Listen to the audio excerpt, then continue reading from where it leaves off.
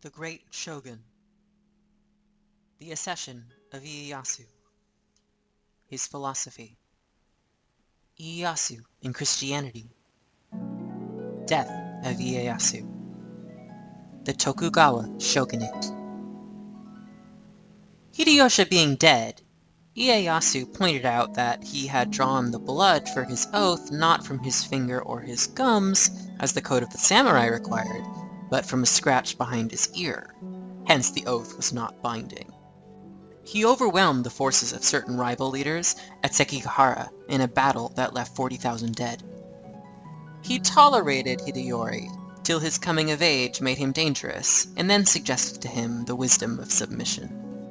Rebuked, he besieged the gigantic castle of Osaka where Hideyori was established, captured it while the youth committed harakiri, and ensured his hold upon power by killing all of Hideyori's children, legitimate and illegitimate.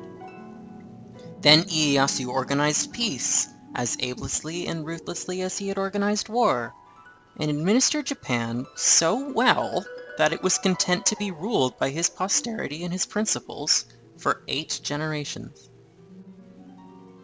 He was a man of his own ideas, and made his morals as he went along. When a very presentable woman came to him with the complaint that one of his officials had killed her husband in order to possess her, Ieyasu ordered the official to disembowel himself, and made the lady his concubine. Like Socrates, he ranked wisdom as the only virtue, and charted some of its paths in that strange legacy, or intellectual testament, which he bequeathed to his family at his death.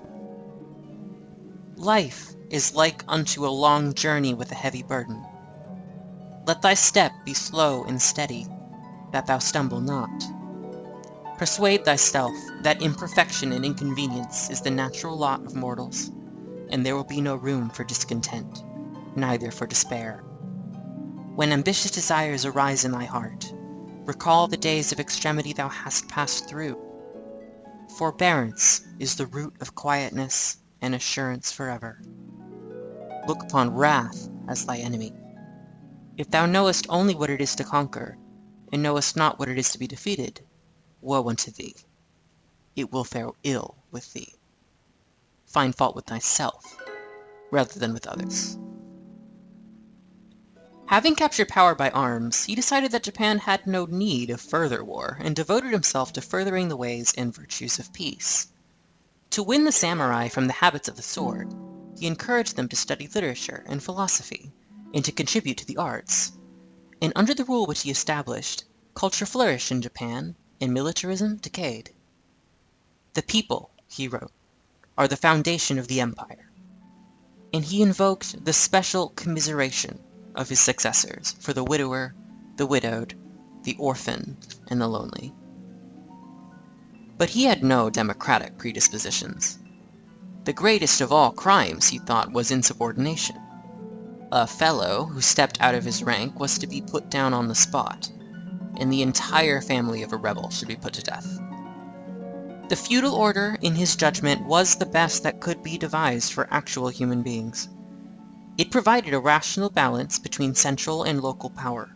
It established a natural and hereditary system of social and economic organization, and it preserved the continuity of a society without subjecting it to despotic authority.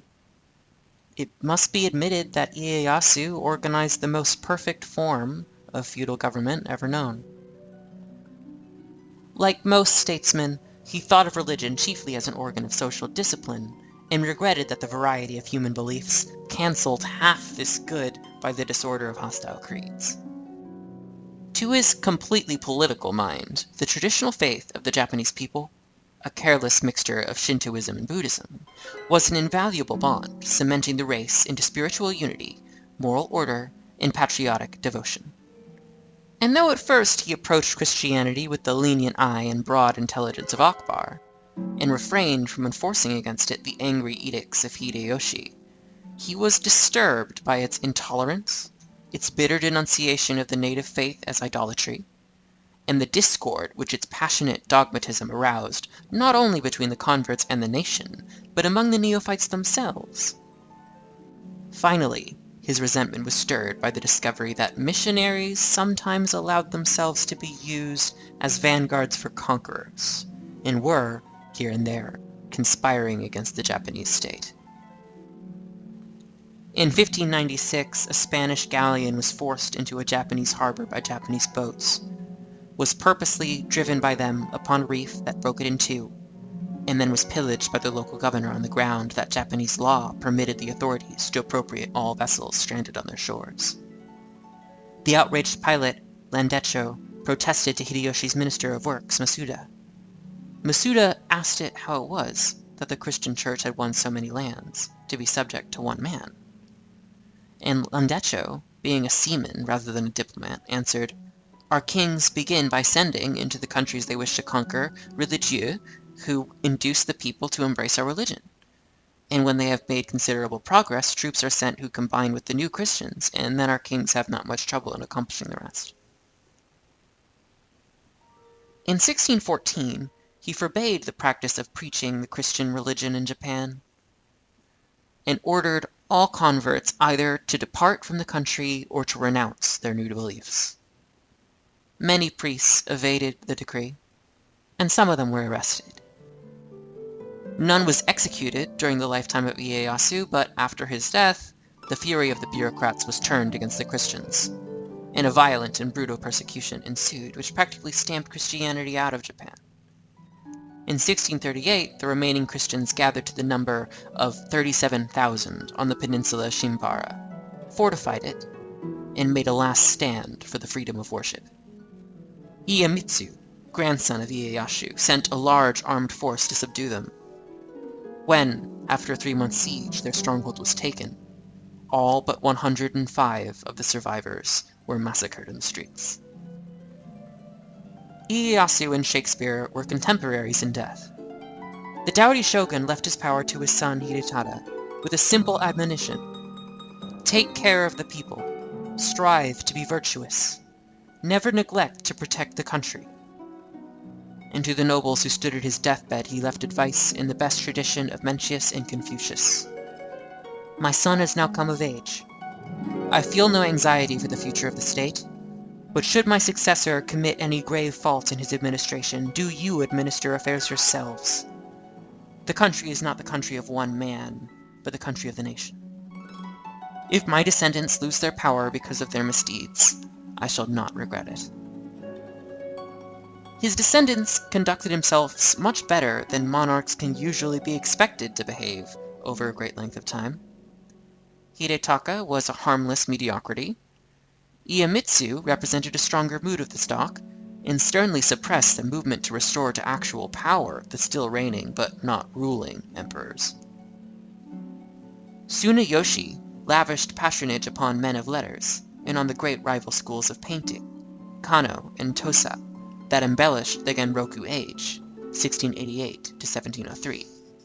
Yoshimune set himself to the ever-recurrent purpose of abolishing poverty at the very time when his treasury faced an unusual deficit. He borrowed extensively from the merchant class, attacked the extravagance of the rich, and stoically reduced the expenditures of his government, even to the extent of dismissing the 50 fairest ladies of the court. He dressed in cotton cloth, slept on a peasant's pallet, and dined on the simplest fare. He had a complaint box placed before the palace of the Supreme Court, and invited the people to submit criticisms of any government policy they could find. When one Yamashita sent in a caustic indictment of his whole administration, Yoshimune had the document read aloud in public and rewarded the author for his candor with a substantial gift. It was the judgment of Lafcadio Hearn that the Tokugawa period was the happiest in the long life of the nation.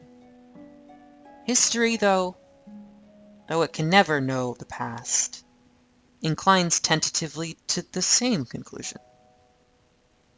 How could one, seeing Japan today, suspect that on those now excited islands, only a century ago, lived a people poor but content, enjoying a long epoch of peace under the rule of a military class, and pursuing in quiet isolation the highest aims of literature and art?